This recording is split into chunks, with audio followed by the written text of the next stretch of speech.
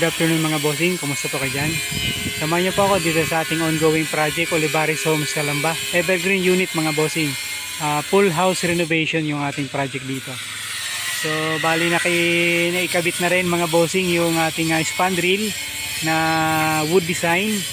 Okay, so bali yung tin light pinakabit na rin natin kay Kuya Danny.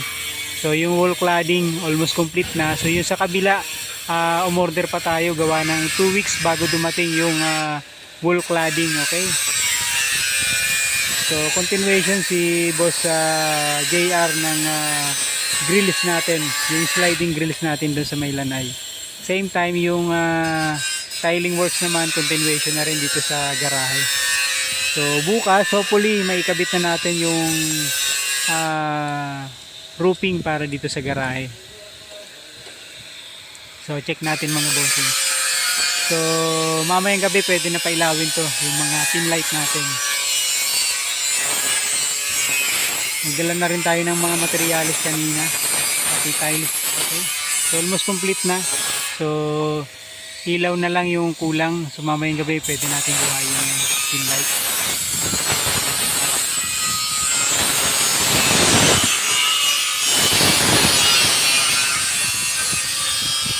So welcome back kay Boss Jack.